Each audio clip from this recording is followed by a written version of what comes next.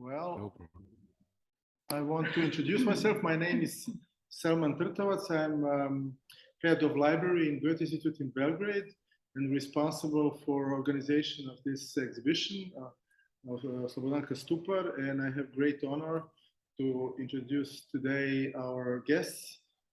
Zoran is an art historian, Dr. Zoran PhD, and Slobodanka Stupar, author herself.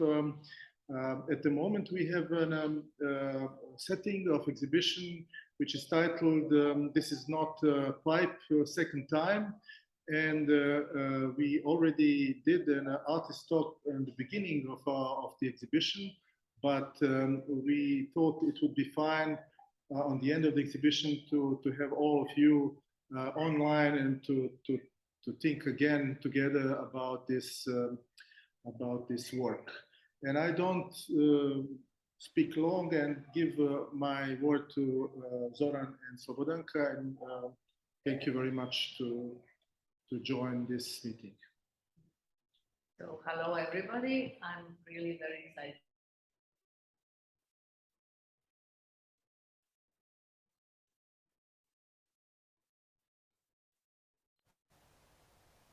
Looks like we have no sound now.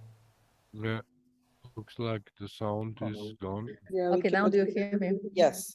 Yeah, okay. And then again, I'm very, very happy to have you here on the conference, and I will just give a very brief introduction of this what is happening here in the Goethe Institute. I prefer to call it a presentation than exhibition. It's consisted of 4 units, so to say.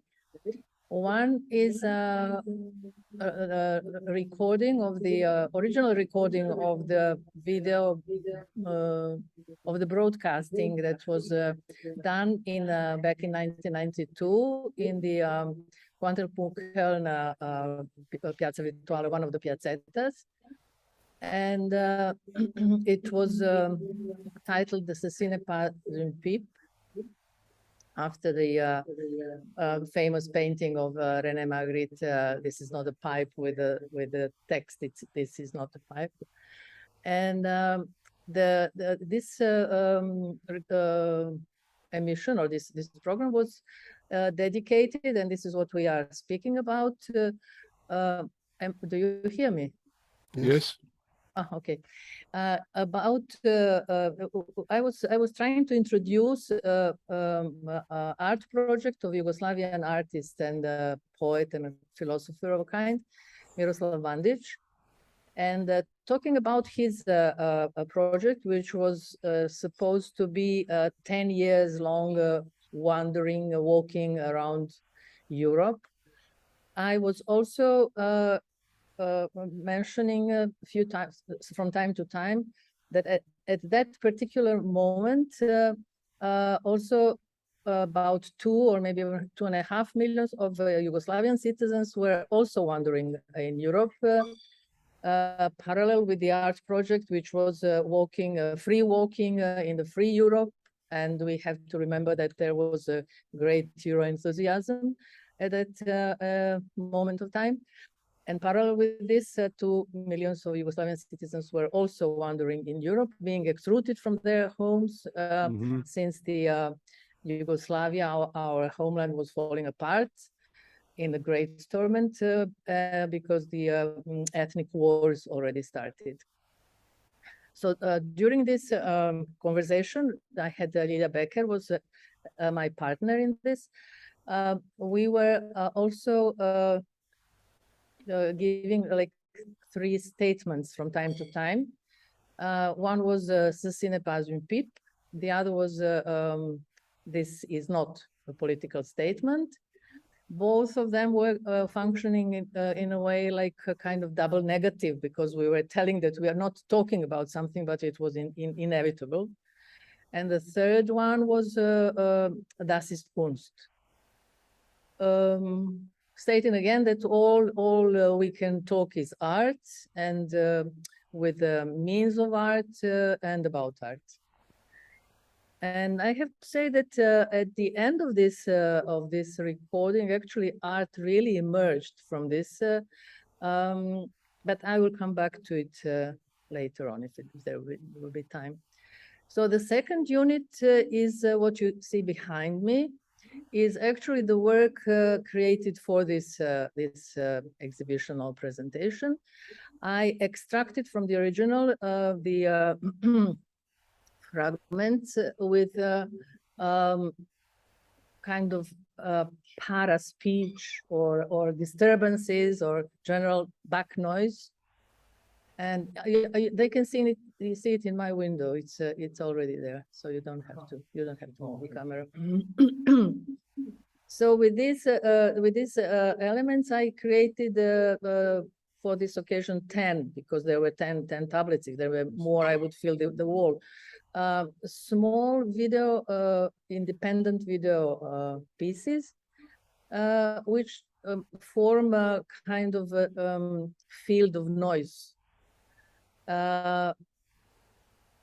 Repeating this kind of the obstructions and disturbances that we had all the time in this 30 minutes while we were trying to pass some messages. And the central big screen is actually the essence of those messages, reduced only to 6 minutes or 7, so it's acceptable for the audience to hello, Mikke. Yeah. So this is the second hi. The second unit, and the third one is 2 small sound pieces. One is mine, actually created for another art piece several years after the Sistine Pazin Pip, for one my artwork, where I collected from different people very personal statements of their own experiences of being stigmatized. And for this, I made this story actually telling about how this work in Kontrapunkter Köln of Piazza Virtuale was created, how I actually came to the position to do it.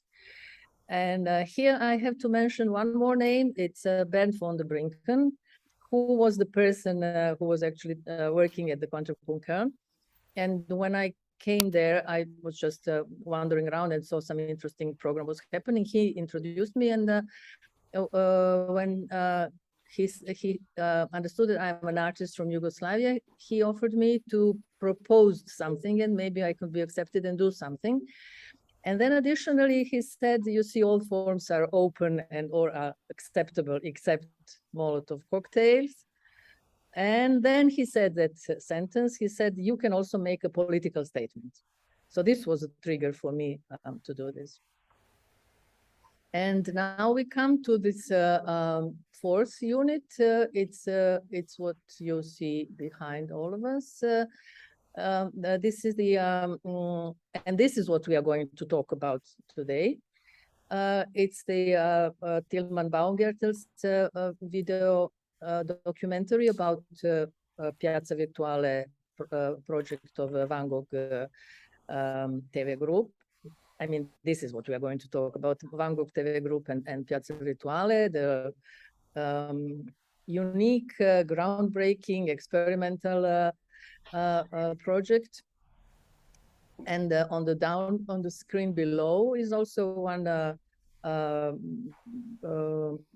I took some of those introducing scenes and closing scenes together with the original graphics and edited them together with this hello, hello, hello is Diamond moment, which also I would like to come back to it later on.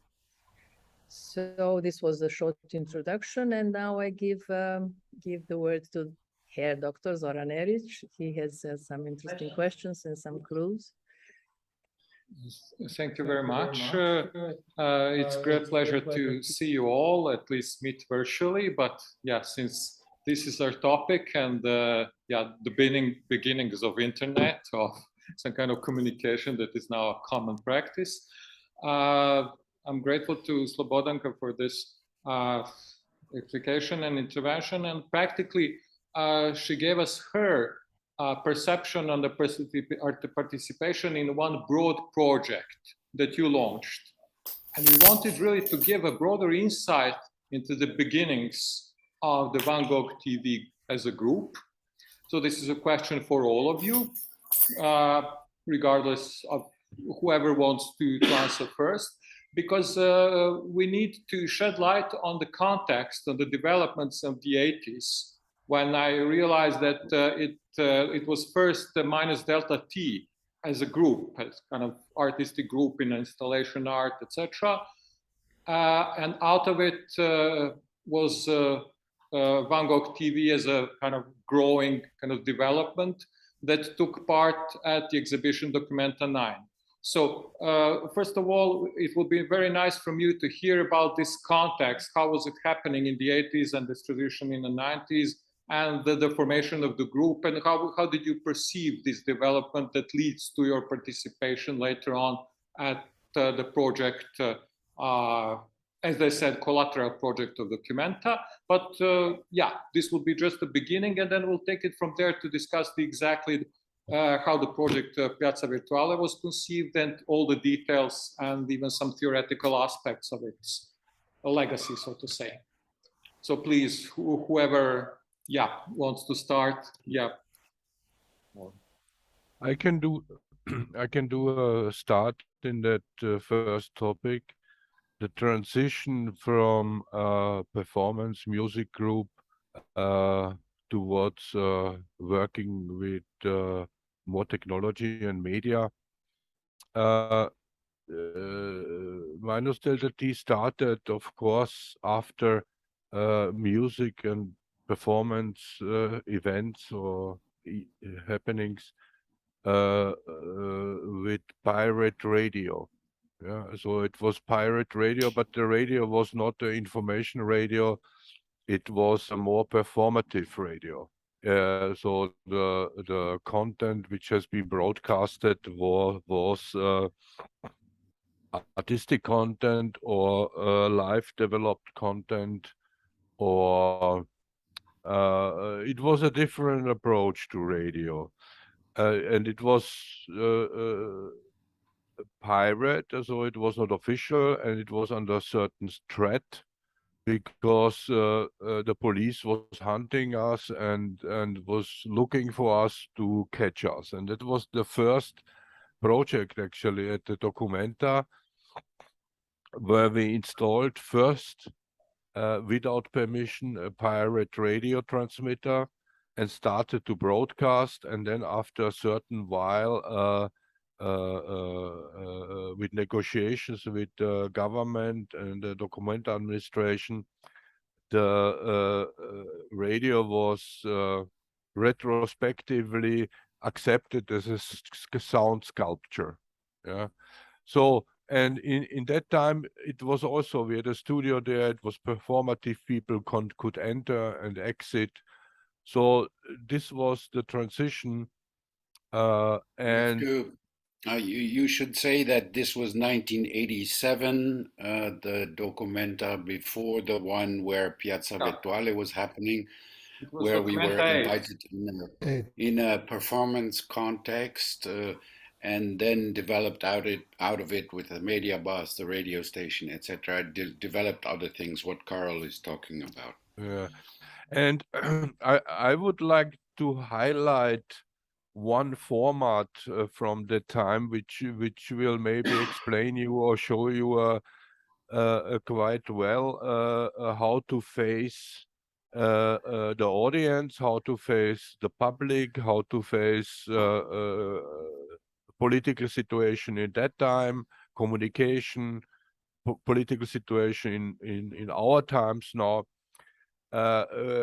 In that time, there was very fashionable the nuclear anti-nuclear movement, yeah, and there was an ongoing fight between the left, the Greens, and the so-called rights to come on the broadcast on the radio station, and we observed this. and found a very intuitive and intelligent solution. We didn't censor them out, but we gave them a format where we said you can only appear on the broadcasting when you think. So you cannot make political statements like in the parliament or like at a political party. You have to think the political statements, whatever the political statement is. And I think this is a very good example how art and media could interact with each other. Because if you apply this today, the format, so a lot of stupidity and dullness would be gone. And of course, there are a lot of projects before, like Pompino and so on, which have been entirely performative. And so this was somehow the development and the transition from performance group to a bigger group. Performance group was 4 or 5 people, and the team of Documenta, I think it was 90. Yeah, so that's from me. There are two aspects that I would like to mention is Germany until the 80s had only government television, and in 84 basically the government television opened up to private television, actually to improve the quality of government television. Of course, it was more meant to open the market for advertisement. But in 84 was the first public access television and radio starting in Germany. And there was a situation where suddenly what's maybe called Brecht's radio theory was possible in one way or the other. So people would be able to express their views, not directly, but at least indirectly by getting some transmission time either on the radio or on the television. And so there was more private stuff coming up. The second thing I would like to mention is the 87 pirate radio station already had some interactive elements. I mean, again, coming back to Brecht's radio theory, we had call-in shows, so people could call in to the radio station, and we could call that a first example of interactivity in a way that we further developed in Piazza Virtuale later on. Okay, would I you would like to add something? Or? maybe one more element to the transition from Meister de T to Van Gogh TV or Ponton was the beginning, was the fact that we started networking with people. I mean, for example, the radio program in 1987, we called it International Radio Syndicate, and there was involved Radio Rabotnik from Holland, Radio X from Frankfurt, who were just starting, which we basically trained. But in our media bus, there was also people coming who had bookshops. There were people coming, like the first time that the CCC, the Chaos Computer Congress, was in an artistic context, invited to our bus. There was the Well from San Francisco connected with an internet line, which we had in the bus, so there could be done some chats with old modem, squeaking modem. But it all came out of performance in sense of that we could use anything we wanted. We were not in this, a performance is a table and you're in front of an audience in a gallery and you do something and it's authentic and it's not theater. We used everything. If it was theater, if it was visuals, if it was installation, and if it was technology, sound, music, video, also film. And then, so the technique was a part of our expanded performance tools. And the more easier, the more difficult it became, the more we came also into technical development. But that was, at the beginning, we used stuff which was there, but little by little, also with the help of Benjamin and other people who came into the active lab, we started doing things on our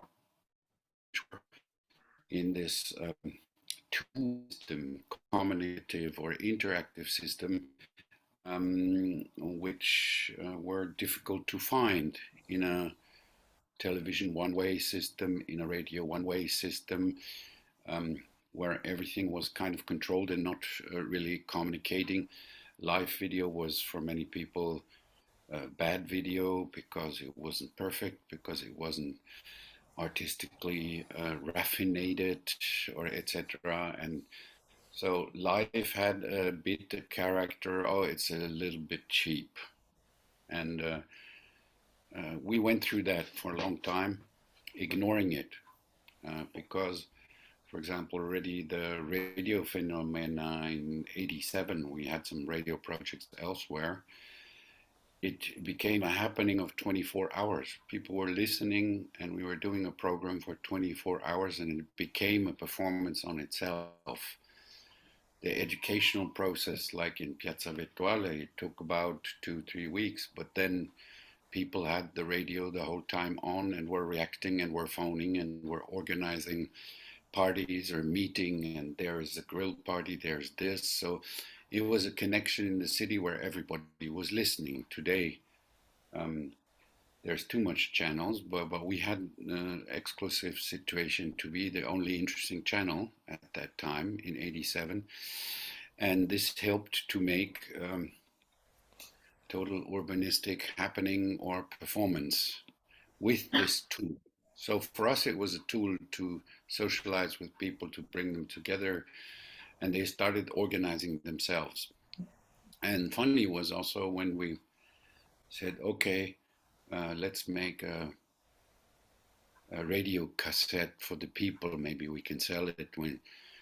And then it was useless because everybody was recording the whole time. They were recording what we did, what they did.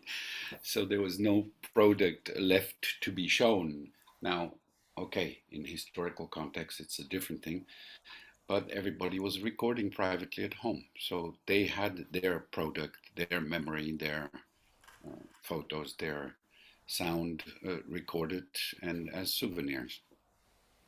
Maybe it's also important to mention that these projects tapped really into the video and radio empowerment movement. I mean, the quality of the transmission signal technically was always used as sort of a censorship, and this video empowerment, as Mike explained, made it possible to use home and amateur equipment to do something on your own and from at home. Okay. Thanks. Okay, so this is a really good start, I believe, and we'll come back to the issue of censorship later on. I had this in mind, but at this point I realized that I mean, we can discuss Documenta as one of the globally most visible art exhibitions, and there are always like ongoing debates about not just artistic context, but the social and political context, the financial aspects and everything. So it's very interesting that Benjamin mentioned that you did first, that prior to this Documenta, you did like a kind of piracy broadcasting over radio. But now, how did it come to the official collaboration, so to say? Because in one quote from the curator of Documenta 9, Jan Hut, I read that he claimed that this is a very nice experimental TV program that is a part of, let's say, collateral events or supportive program of the exhibition. That is, for me, I mean, I was not able to see it, but based on the catalog and everything, and knowing the curatorial practice of Jan Hut, it was not experimental at all, So this is what you mentioned when you said this didn't have this, let's say, technical perfection of the media-based works that were going to be exhibited at the proper exhibition Documenta.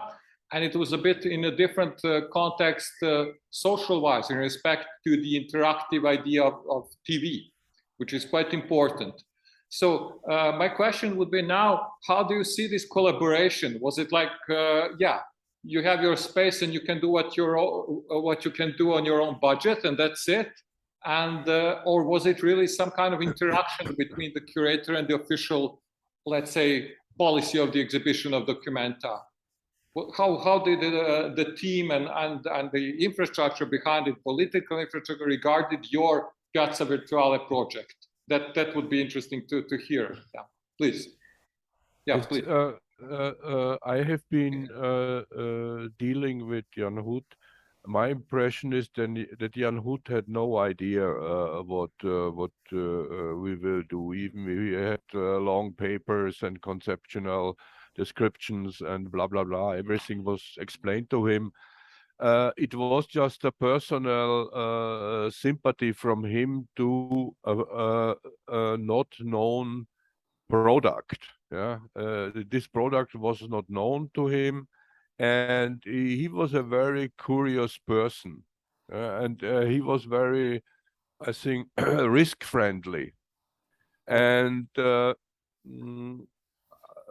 also maybe fed up a little bit from the traditional art business and management and so on. So that was kind of a unusual meteorite which came down in his office, and he said, okay, and do whatever you want. I mean, he could not interfere because there was nothing against him or so, and he opened the platform Documenta to us to fold out the Piazza Virtuale. Yeah, I want to. but I think you forget one element too, which was quite important. Jan Hut was one of the first curators who was not German dominated.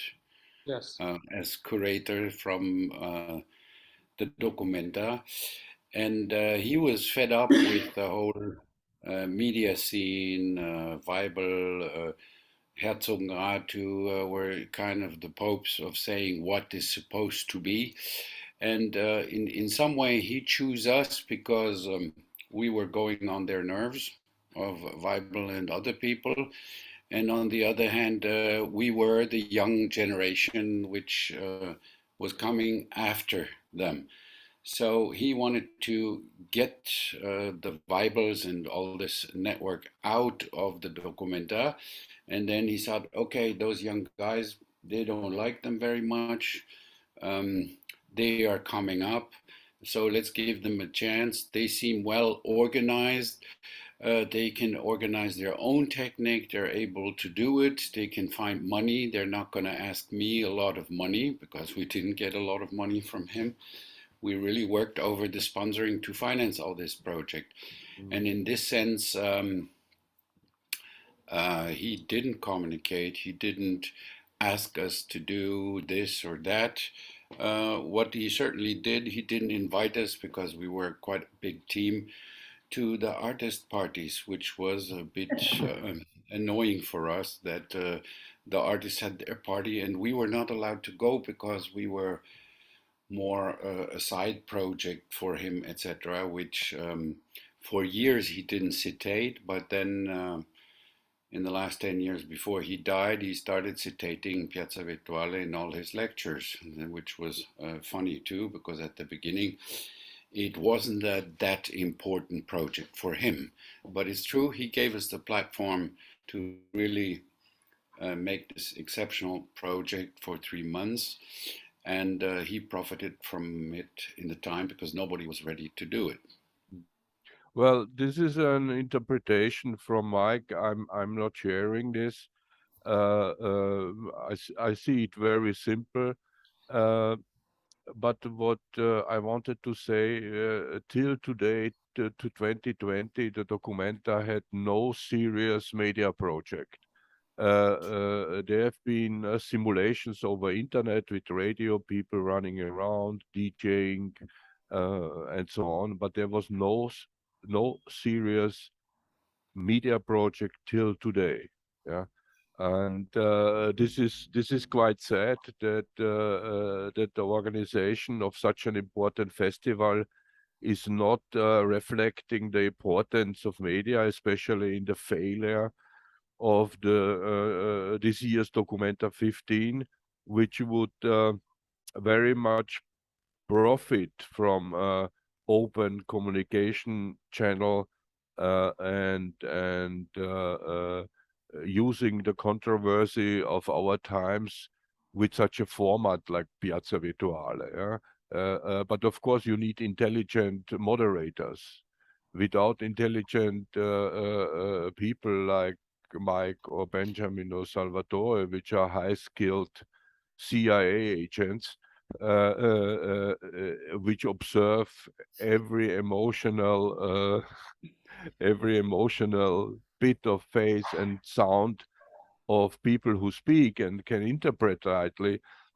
You need to face such a phenomenon with good teams and good trained people. So I think hopefully the Documenta 16 will have a media project. I think that Jan Hut was all the time not quite sure what he bought into. I mean, there are letters stating clearly we are not an official Documenta project in a way. I mean, we are not Documenta artists. On the other side, we made it into the catalog, and there are some really intelligent statements of Jan Hut at the press opening of Piazza Virtuale, which show me that he understood what we were into. So let's leave that open if he really understood the project and the idea of the project. What I mean, for us, it opened a big chance. It opened a chance to work and to be able to collect some money for the project. What I find much more interesting is the situation of the broadcaster 3SAT that had more of a responsibility for what we were doing there than the Documenta, because they were like responsible for what's happening on their channel. And the intendant of the 3SAT, Dr. Walter Konrad, who was obviously a very conservative, political person. I mean, it's pretty clear that all these bosses at TV get their jobs because of political assignments, and he was from a conservative Bavarian party. But he was very open and actually seemed not to be afraid of what's happening on this program for 100 days. And this makes me more amazed than Documenta. Okay, so this is now very interesting. You know, we can now maybe discuss this position to go more into the theoretical aspects of interactive TV, of radio, as you mentioned, of the radio theory of Bertolt Brecht and everything that was behind it. Maybe now we can just comment upon this, which really was interesting for me, idea that Jan Hut wanted to get rid of this like influential theorist and artist like Peter Weibel. But in the documentary by Tilman Baumgartel, you see that Peter Weibel was like claiming that actually this project of yours, Piazza Virtuale, was somehow a pioneering project that even predicted the further development of social media and internet, etc., etc. So he was very affirmative to it. So how do you see this this struggle on the scene when there was like very influential media theory coming on Willem Flusser, etc., and there was strong backup and potential realization of what also Benjamin was mentioning, the development of from state TV to or radio to private and to opportunities for interactivity and the people to get online, to be present and to interact, So this was like quite an, let's say, intense interactive process for you. It was long lasting. It was in different, let's say, media at the same time. I'm not a technical person, but maybe you can explain even all this kind of technical aspect. How do you manage to pull it together to have at the same time TV broadcasting where people were joining, like Slobodanka was like, and yes, they were all having their own part in half an hour, but also there was simultaneously a chat going on at the same time that you can follow. And so how did you orchestrate all this, having in mind the idea of let's say, a possibility for a new free space under quotation marks? And we'll later on discuss what this means nowadays, a free space. So it's a lot of questions at the same time, but maybe, to go deeper into the context of the broadcasting itself and how do you conceive it? Maybe I can clear the technical side easily. The first thing I want to mention is the team of people we had. So we are 3 of the 4 core teams of Gogh TV, but there were at least 30, 40 collaborators that did their share. Christian Wolf, Ole Lütjens, and others it's a long list of people that did something there and contributed their minds and their efforts. And so my job was sort of have the overall interactivity concept using traditional media at the time. So Piazza Virtuale is not high-tech. It's a rather interesting mixture of analog traditional media and television, making all this possible and using equipment that people have at home. That was one of the main important things, that we used either touch-tone telephones or used the touch-tone beeper, which you needed at the time to interact with your answering machine. And this was the core basis of the interaction modules that we developed. The other breakthrough thing was bringing a live chat into TV. So that opens a back channel, which we don't have had before. I mean, and this different media were organized on one screen, allowing about 15 people to be online at the same time. So we had an X computer showing faxes that were sent in directly on video and being fed into the stream.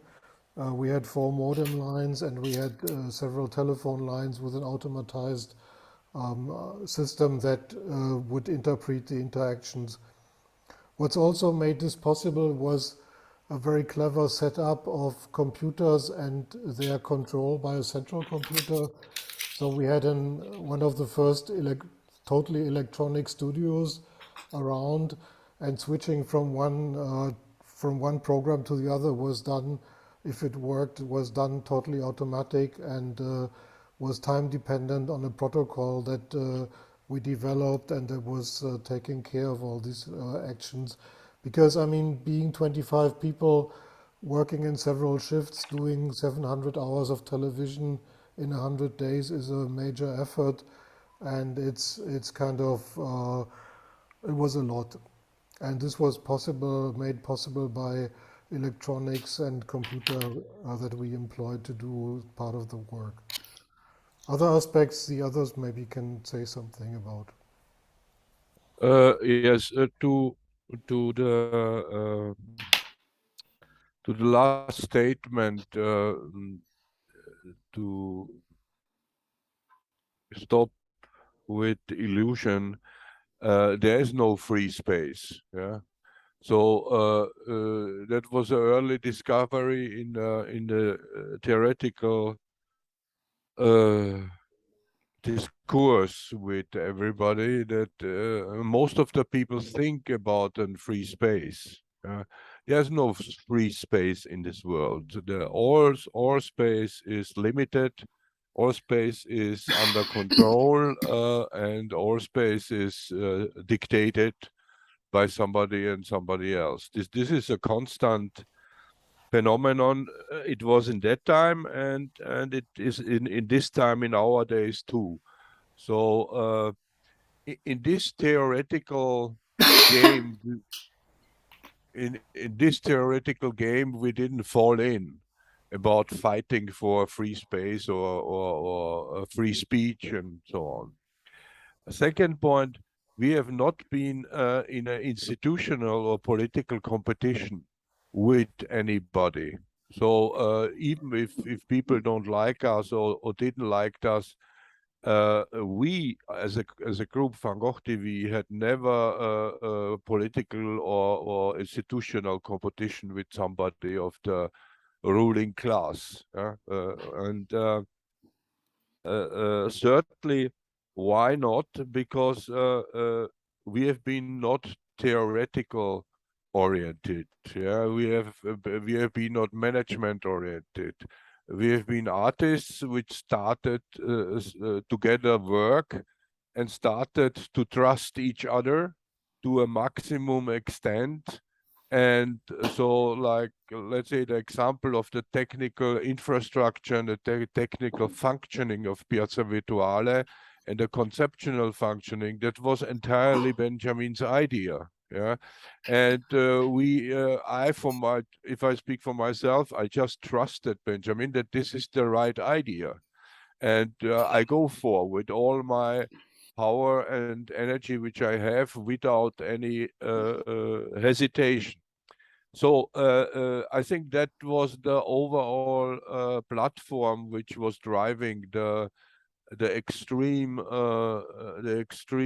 workforce which went into that project. It was sometimes 18 hours a day or 15 hours a day work, and for at least a year. Yeah.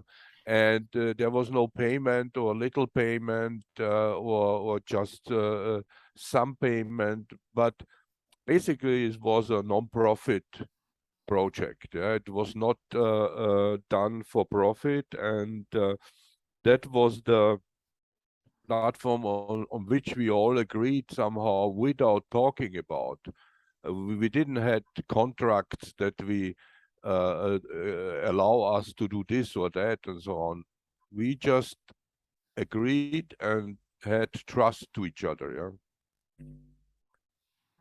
Maybe somebody else. Well, there was also, I would like to connect on this. Besides the trust was, we were knowing what we were doing, and it was we were a collective of people who were knowing what we were doing and of people who were conscious about that this was important or a great thing or on the top of some situation of what was going on in art and technologies. Contrary to a lot of people who, for example, we had also a theoretician who was working with us, and because of the 3 weeks where there was Hallo TV and people phoning in with Hallo, there was a lot of people who said, and this is supposed to be art, this is shit, this is not serious, this is bullshit. So this theoretician, for example, left the group. He wasn't really involved, but he left the group because he thought, oh, I cannot afford a situation like this where I have to promote bad art, so-called, for 3 weeks. But it was the learning process. And then on the other hand, we had big problems with piazzettas, which had only this media hype in the head.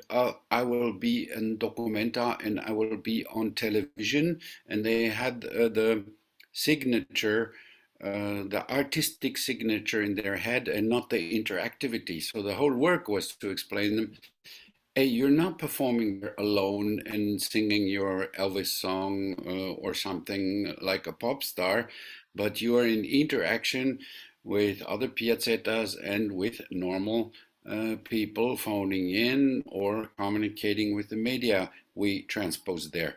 So this fact of signature is also, this is a copyright issue also for the future, basically, how collectives in this society situation of copyright can survive, or this kind of work is till today not accepted and not worked out. And many of the networks which we started developing, video networks, Infermental, the radio networks we were working in, were collectives which were not really accepted in the art scene, which was really orientated on the individual signature of an artist working on his own, signing alone, but which is never the case. Everybody copies somewhere some idea, works in a group, and then signs it later in some art context as his work. And this, from the beginning, we always had this collective trust, as Karel said it. And then we had to go through some hard times till this the practice of the audience started working and learning how to work with this medium or this platform we had built. Yeah, just a brief, before Slobodanka wanted to ask something, just a brief comment about what Karel and Becker mentioned, that you were more interested in this kind of, let's say, managerial organizational aspect, not the theoretical one. But this is also, for me, very interesting because now, after some 30 years, the theories, media theories are revisiting the whole concept as quite relevant for many different kind of theoretical angles, and but this is a different avenue. What I wanted to ask that also, I had the chance to meet Dieter Daniels while I was in Germany at a certain point, and one of his statements was that it's not only the internet that it was some kind of, let's say, recognized as a possibility within this project, but it was a different kind of managerial and even economic organization. This is what also Karel and Mika were talking about. And this is now often discussed under, let's say, the economic theory of the commons, where you said, you shared all the goods and bads, you know, you divided the work, it was poorly paid, you know, and that was maybe a different set of standards for working in a collective. That was also an important aspect of this project. Yeah. Sorry, just wanted to wrap up this aspect. Yeah. To give input into that so-called collective, if you are young and wild, it's easy to be collective, yeah, because you can sleep on the floor in the sleeping bag. But if you're getting older, the collective issue is deteriorating. Yeah, it's just a theoretical phenomenon. Yeah, and what you see today is how badly is this sought the presentation of a collective format or group format, because it by chance I'm almost 9 years in Indonesia, and I can reflect what Rungrupa is doing at Kassel, that to just transpose the collective concept to a Western event, it does not work, yeah? Because it has completely different configuration. That what happened now at Documenta 15 is that there's still just a theoretical, a decorative representation of art. It is not an actual involvement. No. There's no project at the. Well, I take this example, for example. Yeah. There's no an actual project at the Documenta which involves the audience in the idea of the artist. The audience sit there, read the text, listen to the lecture, and look to the drawing. That's it. Yeah. Or you have some sculptures which say, "Oh, the Western people are so bad; they bring all the rubbish to us. So now we bring the rubbish back and make a nice sculpture, and then we cut the video, and the Western people sit in the video booth, so surrounded with Western rubbish." That does not work. Yeah. But I have to make a distinction, sorry, between the curatorial collective which is in a way as artistic collective as well, but here in Documenta, they're curatorial collective, and the artistic collective or collaborative of young people, which is a bit different in a way. You don't have the same, let's say, symbolic power or even the power to orchestrate an exhibition, but you create a platform for the participants to act not just as, let's say, to act as the producers of the program themselves, in a way. I understand what you mean, but the curators are the program makers.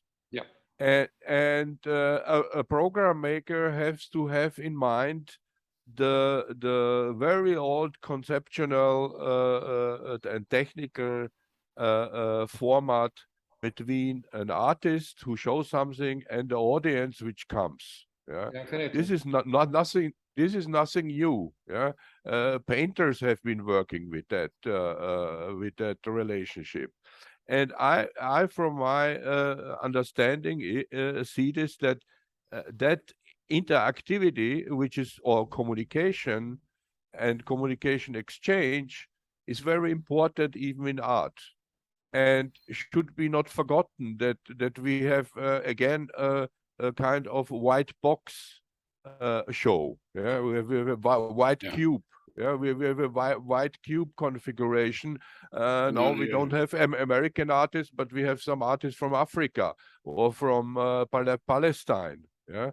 But maybe, Karel, I would like to pull back to what you said about management. I would put it more also in the context of our time and then maybe compare to today. I think we were always interested in practice because in realizing things. And the other thing is in the end of the 70s and the 80s, because we didn't, or many people didn't have the opportunity, one aspect was independent production. If it was records, if it was having your own studio, not working in television because they had a format how you had to do television, so it was not a free expression of your art or the way you were thinking. So one really important thing is, which was also a kind of mainstream, you can also produce independently, build up our own studio, which became easier and easier with the time, with the technique getting cheaper, etc. But that was also a point for us that we could independently produce. And now to come back what Karel was saying about the Documenta, it interesting for us because it's first time that collectives are, artistic collectives are being one of the main topics of an exhibition, which goes in our sense. Second sense is that there's an activism, which is not clear which activism. And the third thing is that basically a lot of these projects are real projects. They're real, like Piazza Virtuale was real. But in this Documenta now, they have basically like our exhibition in Bethanien. It's an exhibition of a project which was 3 months of live interactive art, television, media. And this is the problem of the Documenta. There, as Karel says, in a white box and showing documentations of collectives who are doing somewhere else something and nothing is being explained.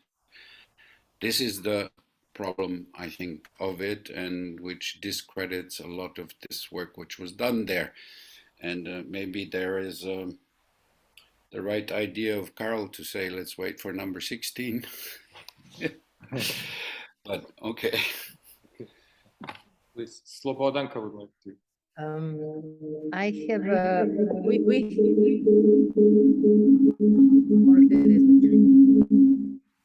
okay.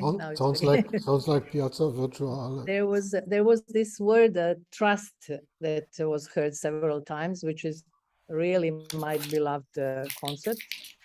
And I think also watching the Tillmans documentary many times, preparing this, I also came to the conclusion that this was one of the very, very key elements of your of your cooperation on this project. Not only the mutual trust that some of you now confirmed, but I also think trust into art or into the idea. And in that aspect, this kind of feeling that there is a free space, contrary to what you, Karel, said, that there is no free space. I think at that time, and we have to remember that you were really very young, 30 years ago. And that time I understood that you did believe in the free space or in the possibility of opening the media space to be to get the maximum to gain the maximum freedom. Completely contrary what it developed and what we are actually seeing now, that it's a space of control. And also when you mentioned the Jan Goethe not knowing what you are going to do, or not understanding, maybe from his point of stand. I remember also from I don't know, is it on the video or in the book? Some of you said that when you were signing the contract with the TV person who for the project that you are going to do, that this person asked you, "Gentlemen, well, what we are going to watch?" And you understood, "We don't know." And you said, "We really didn't know."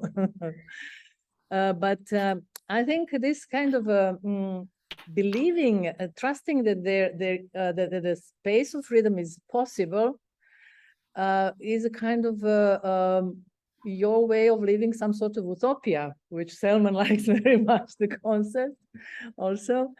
And comparing it all, which I really, I have an image of you like sailing through the uncharted waters at the time, because you said also on this documentary, there was nobody to ask. There was nothing before like this, so there was nobody that we could ask. So comparing this time, but we all know that there was much more of global enthusiasm in 70s and 80s than it's today. So somehow it was possible. I mean, there was some kind of general terrain for it in terms of enthusiasm. Even Jan Goethe, who didn't understand, he trusted you, or the person from the television who got the answer, "We don't know," still said, "Okay, then we sign it." And Yeah, also the other thing that was mentioned here is this analog technology, which looking at it now and looking at those images with the bulky televisions and millions of cables around and computers, modems and things, it really brings this kind of feeling that this was some kind of time of innocence of technology, and it looks really it has this kind of art form. It's artistic somehow. It's by itself. It's the artistic potential of the objects, I think, in a way. Yeah. So Yeah. this much for this thing. Yeah. I have to agree with you. This is really that was an embarkment into uncharted waters in any sense. Yeah, in any sense. It was we had no money, we had no equipment, we had no experience. There was nobody who can we talk just among each other, and actually we didn't know what will come out. Yeah, I mean, even if we now can post rationalize and say, yes, of course we know everything was like this and that. No, we didn't know. It was a full experiment, jumping into a ship, but the important thing is the emotion, and I think people who are in powerful positions, who can decide about yes or no things in the German telecom, I mean, unimaginable. We had we had broadcasting over 2 satellites. I mean, this is you can't pay in your whole life for this, yeah. and the German Telecom, which was laying video pipes from Germany to Moscow and gave us equipment which we sent to Belgrade and so on. I'm not sure if you can repeat this today, because you need this emotional power if you achieve to convince somebody to participate with you without that you paying him. Yeah. And what I'm just want to avoid is to make the big illusion of a free space, yeah, because people are so emotionally attractive to free space and free speech and free art. There's no free art. There's no free space. And this is a philosophical theorem which doesn't exist, a theoretical theorem. And this is the only thing what I want to avoid. This was not our motivation was not to break a hole into the society. Yeah. Well, depends. I mean, I totally understand that you say there is no free space. Sounds a little bit like there is no free meal. But I think there are moments when new technologies arrive in society that there are moments of more freedom, like the original idea of cyberspace. I quite well remember the kind of freedom and emotional attraction to sort of our new world is created there and so on. So I would say in certain moments there is more freedom than in others, and definitely the 90s were like more free than today in a way, for many reasons. But of course, I totally understand when you say there is no free space. Yeah, but why it was free? It's interesting. It was free because the people in the industry and politicians didn't understood what will happen. Yeah, the whole technology was not under control from the industry and from the politicians. Yeah, but just 1 second. Maybe they don't understood what we were doing, but they understood that it's important that it happens. That it's necessary. No. It's necessary to give certain people freedom to do their experiments, whatever comes out. Maybe, but even the German Telecom, which gave us the prototypes for ISDN color video phones, they produced them in their research labs for long years, but they didn't use them. So we have been the guinea pigs for the equipment which we sent and sent this around and started to use these equipments very freely. Yeah? And the entry points in Kassel, where everybody could just punch a red button and be on instantly live on the television. Yeah, I mean, the television didn't know that it is possible to make. And so through Piazza Virtuale, in the first time, I think they discovered slowly what is happening. And then after the Piazza Virtuale, when the project was over, they start to close and regulate and stop and the old channels which have been open. Yeah. By the way, the button was green, not red. Yeah, just a small, just a small comment here again about this. What you mentioned, there is no free space and there is no free art. But if there is no free space and the free art, even as a kind of utopia for a tiny segment of time when you are doing it, then there is no art at all. I think this is my point of view.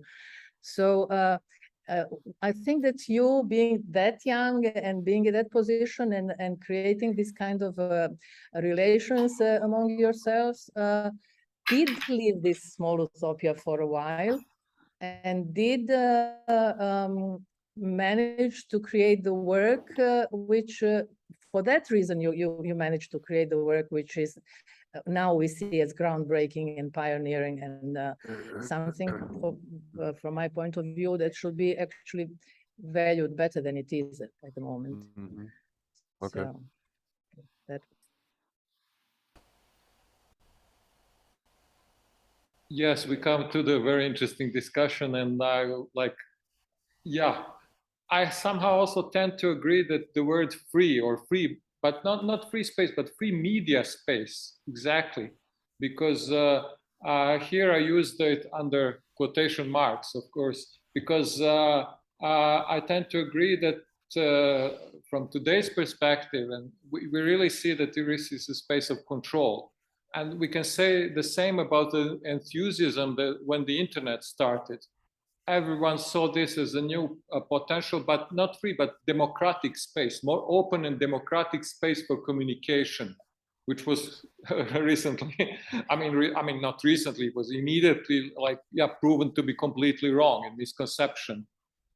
Because now I know the fact that just in China, there are 2 million people employed to control and supervise what is happening on local internet and who is against the government, etc., etc.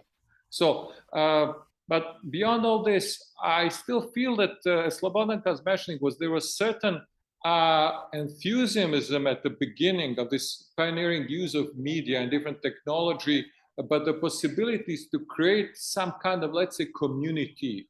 And the key word won't be freedom, but interactivity and the opportunity for the, let's say, people on the other side, to join in and to engage in a dialogue. But then again, you mentioned censorship, You also faced the same decisions, editorial decisions. It was a live program. So if someone started using like false language or something like swearing, etc., you had to edit it, you had to cut it, you had to, in a way, to use this word, even censor it, So this kind of freedom is, I believe, as Karel mentioned, is in a way illusion, but it has to be somehow filtered. Otherwise, it becomes what we are now seeing in reality TV programs, that anyone can really intervene, fight, whatever, have sex, whatever, in front of TV. And this is happening, and this is creating a mass hysteria among the, let's say, population of like TV consumers. So this distinction is very important for me. So maybe interactivity would be then, let's say, the key point, at least from my perspective, the possibility for people to join in your venture. But how do you feel about this idea of censoring people that abused your platform in a way? And then I'll ask maybe to have a comment. Well, one system, there's a big system of censoring today is not paying something.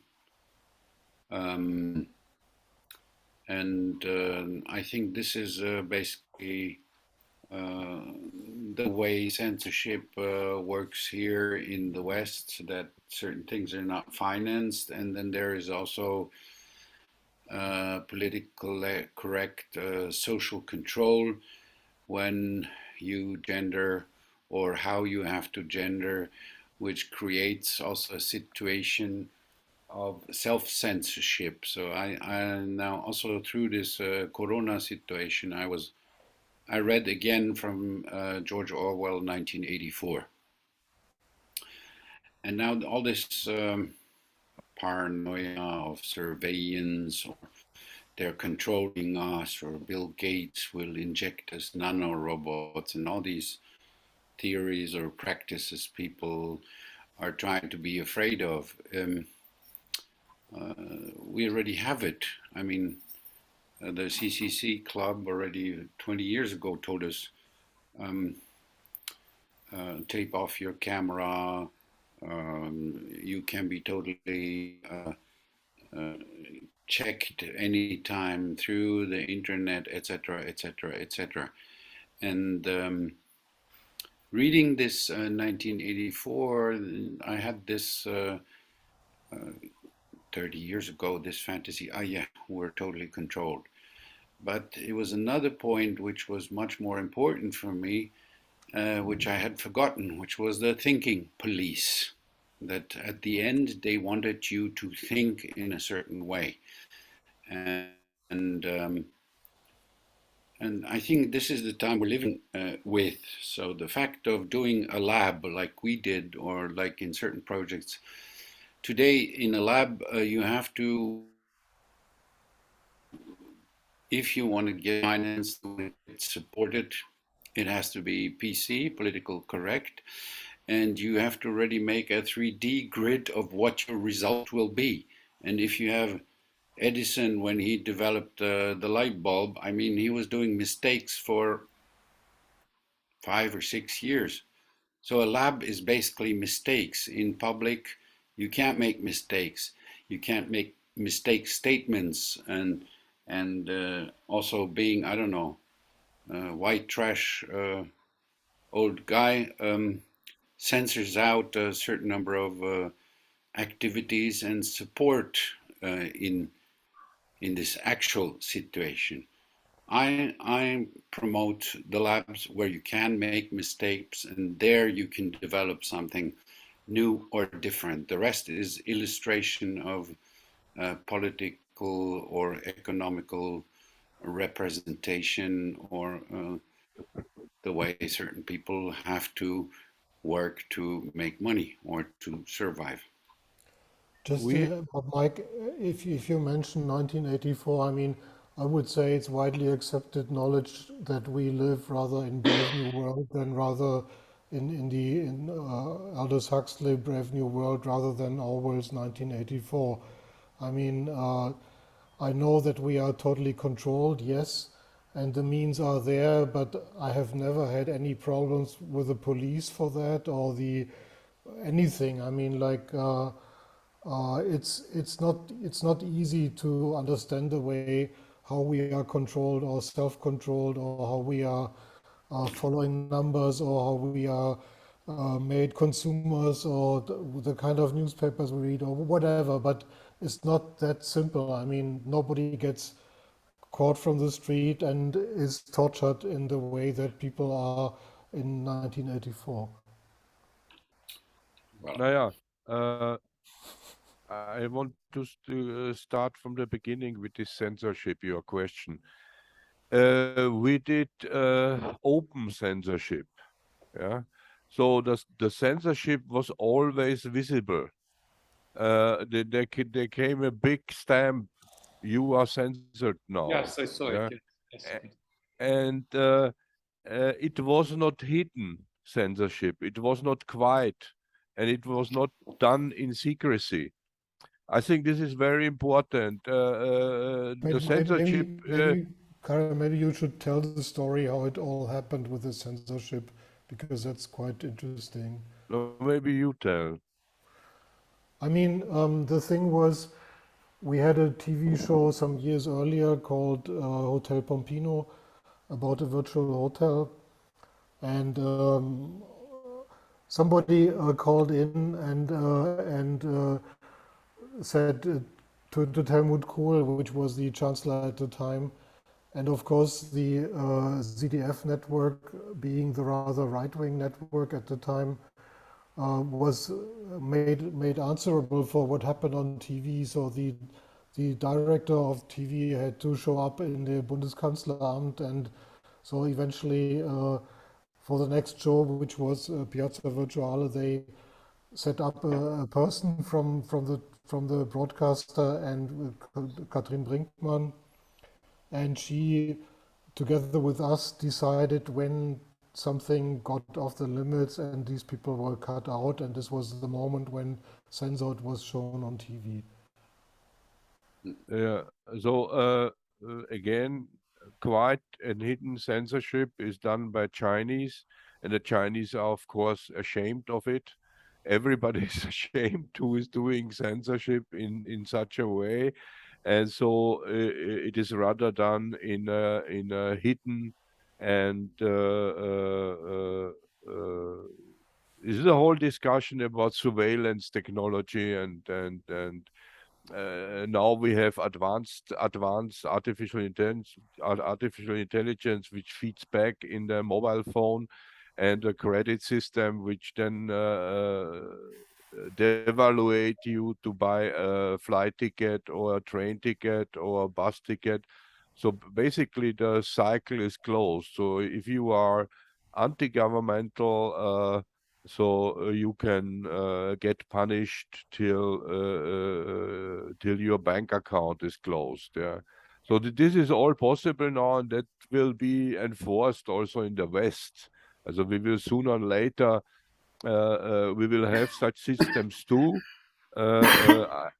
I remember when in London, first time CCTV cameras shown up in the world. Yeah, this was the first pilot project was in London to scan the number plates of the cars to control their fees if they pay to enter London or not. Yeah. So people started to fake the number plates. Yeah. So on. And but censorship can be a real vital part of the palette of an artist, yeah, because not everything is possible, and the artist has the right also to censor something what he doesn't agree with, yeah, but it has to be done freely, yeah, openly. I mean, especially in the East, you have a history of art that is working with censorship a lot, rather than in the West. Yeah.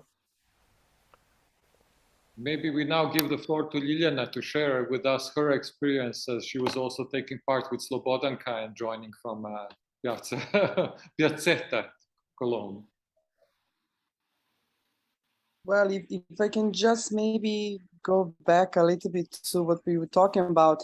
While you were talking, since I'm in America now, and there's this whole new generation of young people who are part of this cancel culture where they actively censor everything.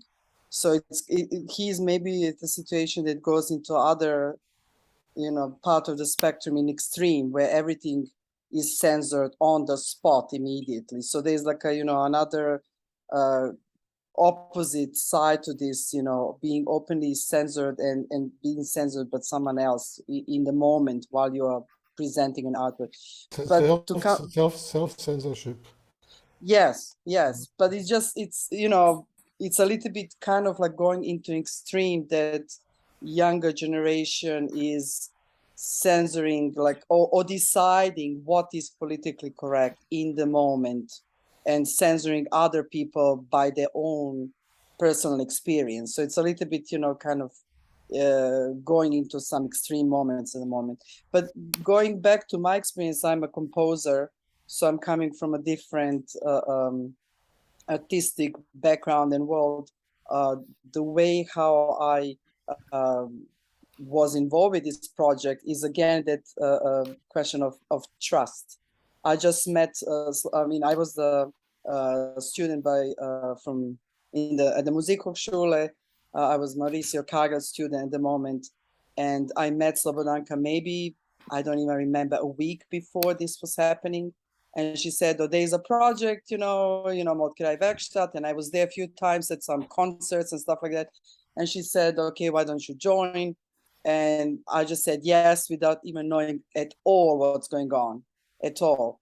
And I was just thinking, okay, what am I again, coming from that very traditional background, what am I as a composer, as a musician, going to do there? It's just like, there's no music, basically. What kind of performance is going to be this whole project? And then, starting very kind of like with a predetermined concept of talking about Miroslav Mandic, the Yugoslav artist, trying to get this message through, having these 3 sentences or 3 statements that Slobodanka was talking about.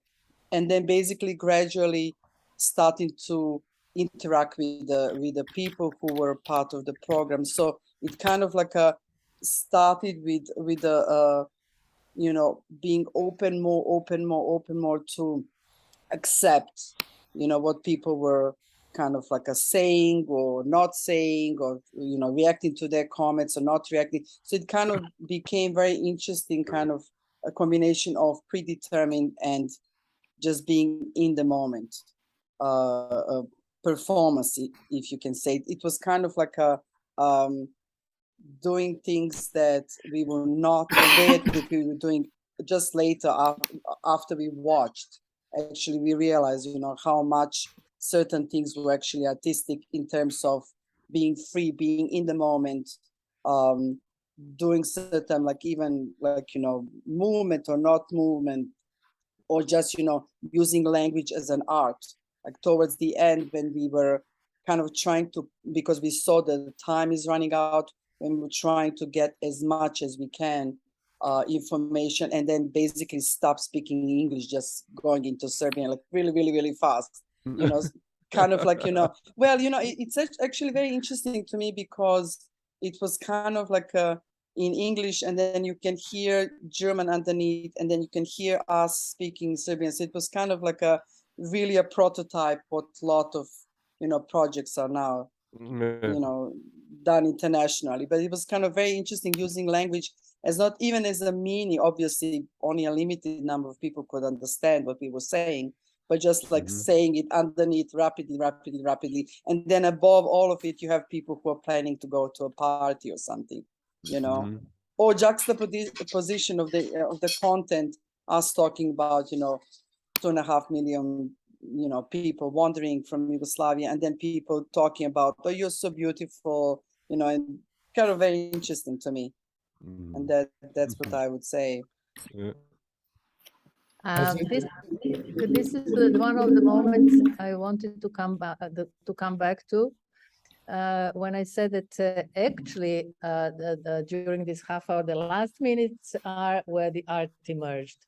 And that's what Ljilja now described, the situation when we were actually not having control anymore of who is hearing us, because people were talking about parties, Berserker, where's the party, things like this, you know, jumping with the really stupid comments, which sometimes we did hear or read, but we ignored because there was no time, or they were insignificant. Sometimes we were listening and answering, but at the end, there was a kind of general chaos. Everybody was speaking all the people were speaking among themselves.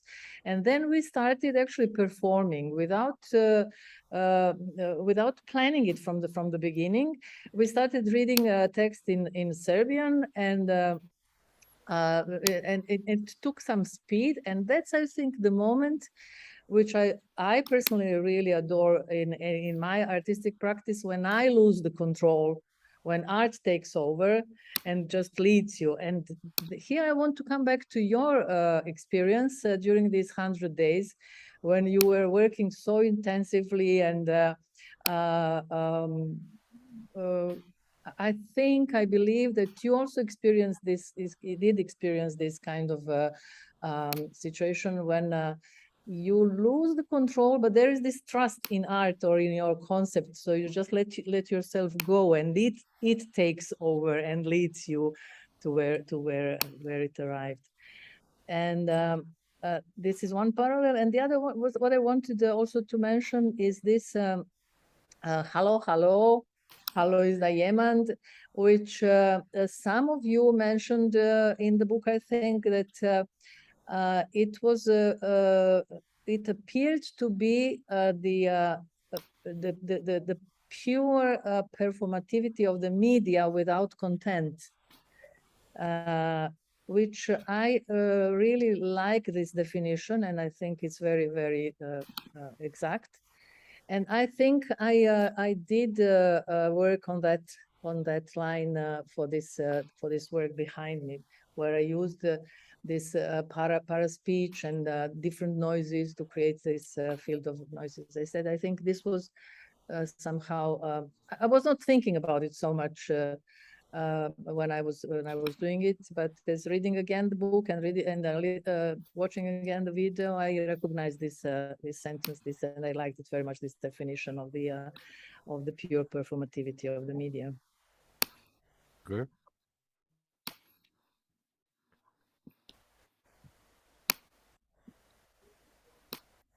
So would you like to comment upon this? Or I mean, to reflect is we have been sometimes in a situation where things went out of control because we did not have enough energy, enough power to control it anymore, because we have been too tired or too exhausted to always remind the people why our conceptual idea, although what we actually, our intention is should be done. And then things went out of control and went in several directions, not only in one direction. It went out of control. It went out of control in unexpected directions, which then was very nice, where we found something interesting in it. So it was kind of an intuitive flow of ongoing, which is a big luxury. Yeah, this is a very big luxury to let an unedited television program just run like a river.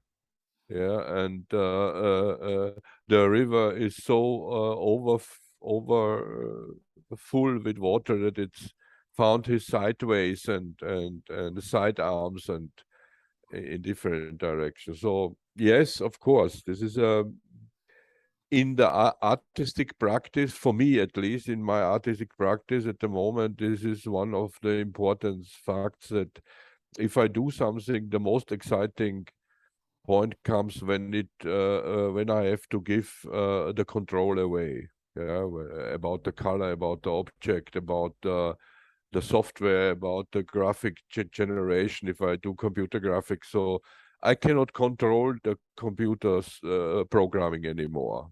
I give it away and it generates himself things which I then start to like. Yeah. Mm-hmm. Good endpoint. okay, so maybe we could start slowly wrapping up. For me now, this exchange is very interesting because I realized that when Slobodanka mentioned and also Ljilja, that towards the end of their half hour time they had, their intervention turned into a performance, so to say. So it's now in reverse. We are sitting in an exhibition space that brings back or reenacts the whole event. And how do you feel about that? You know, that's a very interesting twist now, because you open up the space for someone to interact and at the end create an artistic intervention. And now the whole process is being reenacted in the space of an exhibition, including the documentary film of Tillman. So how do you feel about it? It's an interesting twist, you know, like, you know, maybe, but yeah, Karel was mentioning, you know, when you lose control, you allow yourself to be completely, artistically free. Under quotation. So maybe your final statements about the whole context and about this, let's say, revisiting of the project and now taking part within another artistic project that was kind of like actually existing because of your platform, or made possible because of your platform. So that would be maybe like for you all to make a final comment and then the clue. Yeah, I mean, I'm very thankful to you all that you are actually forcing us to revisit our history. Because sometimes I'm in the position which I don't want to have to do with that anymore. But I discover more and more by all these recoveries and revisiting, and I'm very thankful about that. And of course, this is just the beginning of a format. The ideal setting would be to achieve a point where, let's say, this group which is meeting now develops next Piazza Virtuale 2.0, and out of the experiences which everybody had with this television program.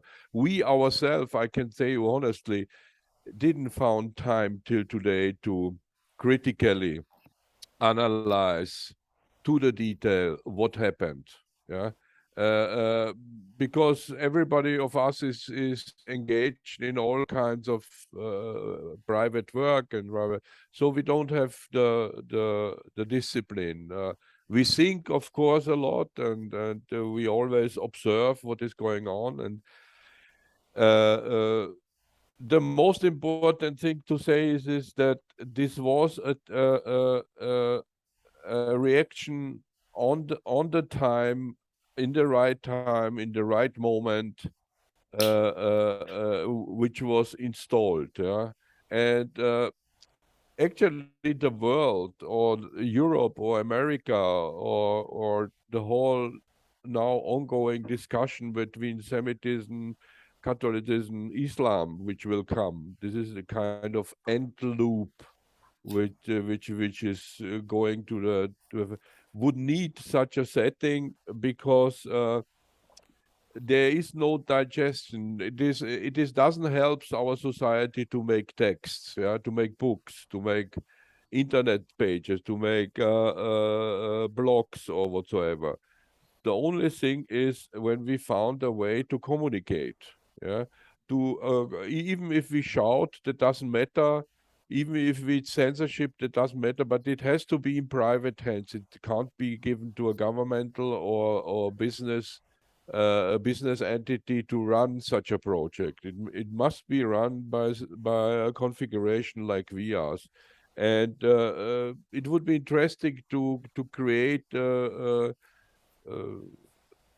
new kind of response, a political, economical, cultural response in nowadays, yeah. And I think you in Belgrade, you are in the best situation, yeah, for this. You have Kosovo, you have Bosnia and Herzegovina, you have Serbia itself, which is evolving in state and culture. So it gives a lot of humus, a lot of chance to embark on a vivid,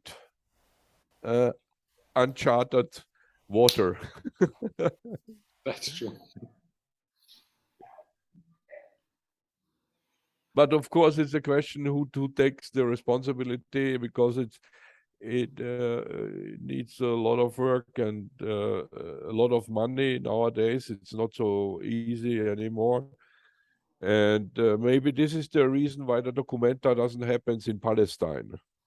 And just the Palestine theoretical discussions happen in Kassel sometimes. Okay, this is my statement too so far. Benji? Mach ruhig erst, oder ich kann auch. I would agree to a lot of stuff Karel said. I mean, in general, I think one of the main factors of the world as we have it today is interactivity, which is monetized in a way. And the algorithms that help to foster hate speech and all that stuff really don't help us. And the kind of aggressiveness that we see today is a development that we kind of started, and I'm not always happy about it, but our intentions were different. And yeah, I would really love to do something going further on what we started then under other conditions than, let's say, Facebook or whatever. I mean, and yeah, as I said, one of the factors of today's world is that accelerated communication, which gets out of control, and the way they try to control it now is really depressing. And let's see, I mean, there's always new stuff coming out of the old stuff, and could be a good time to start something new. Well, for me, the things are not so new, but it's basically always the same mistakes I experience and do, and the mistakes are mainly in the collective. So one of my last main lecture was Heaven and Hell of Group Works. So certain people use this failure to say that group work is not important or not successful. So I still believe in collectives. I still keep a naivety with young people where I don't talk or comment when I think they're doing mistakes, because certain mistakes have to be done, that you have the experience to develop it. And we had now to come back to something very old as a technique, and then this is not only trust, but it's how I think you have to work, and we called it the Rashomon technique. And when in the collective, in the group, we had an argument. I don't like this version. We said, okay, then we make Rashomon. And Rashomon is from this film, Kurosawa, where they have 4 witnesses of a murder and everyone says something different. And so in this sense, we made 4 versions. I did mine, Karel did his, and the others, with the help of the others or not. So we assist also in this creativity or lab pool. We create 4 versions, for example. And then we reanalyze and see if these 4 versions are all sustainable, or if you mix them, or if there's one version which is so great we don't have to make a new one. But you need to take this time to develop the possibility to have the whole potential of creative and technical and idea of the people in the group. And I think that in the collectives, in the groups, we find solutions. And this is what I agree with Karel too, who says it has to be something independent, not commercial, not political. Even though the work itself is political, I think what we do. But we live in a time today where there's 2 value systems, schizophrenic, the private value and the public value. So you have one person who has 2 opinions. One in public, he says that, and in private, he says something else. And you will do the same. And in the heritage with the kids today, it has to be conscious that they are educated with this schizophrenia of values. You can talk about all the ethics you want in the world, but the kids know when something has a quality, when something is good. And even though you make a speech around it, or you say it's supposed to be this, people know when something's wrong. There's an intuition about quality. And I believe in this intuition of quality, which maybe also in the direction of Karel, it doesn't need books or prints. It needs a practice, a collective practice of people working together and then developing their common language and their understanding of quality.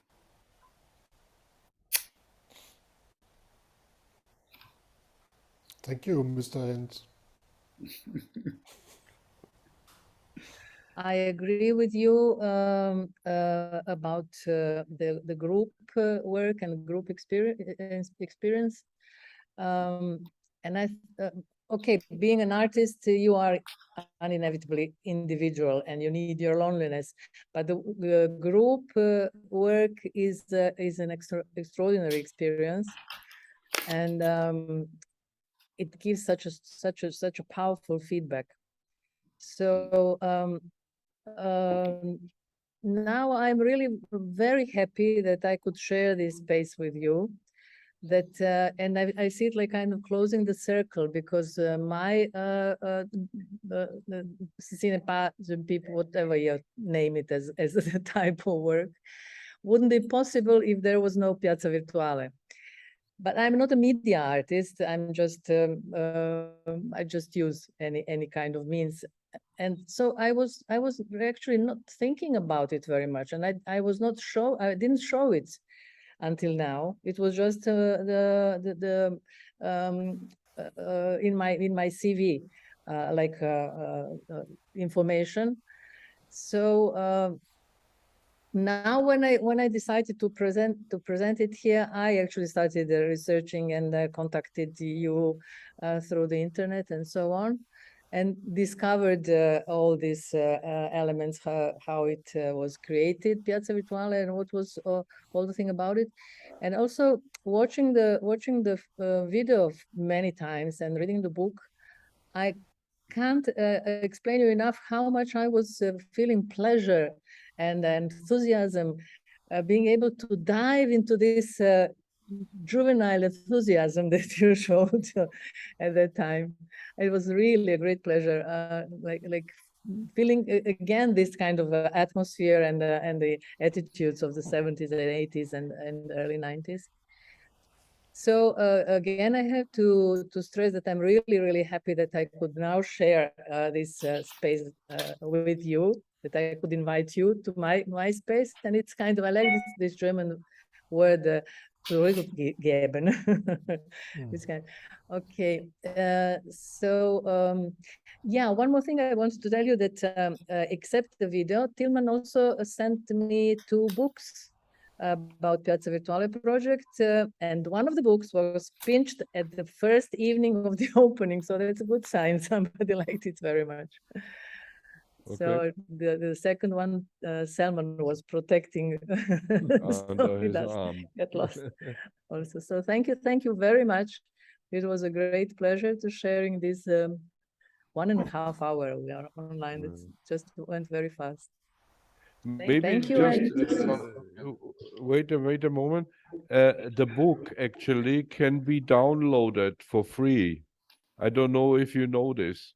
So if you want, on the Goethe site, I can send to you the link, and you can just post the link on the Goethe. Everybody who is interested can download the book for free. Yeah.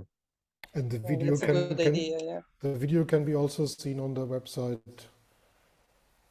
We can put on this recordings link for the book. We will put YouTube channel and with this link. So this practice remains, the practice of sharing everything for free remains. That's good. No, not everything, not everything. Of course, Andrew. So thank you very much. Also, thank you, Slobodanka, for inviting me to talk with you, and it was a great pleasure to meet you. Really. Thank you. It's also a pleasure for me. Bye-bye. Bye-bye. Bye-bye. Bye-bye.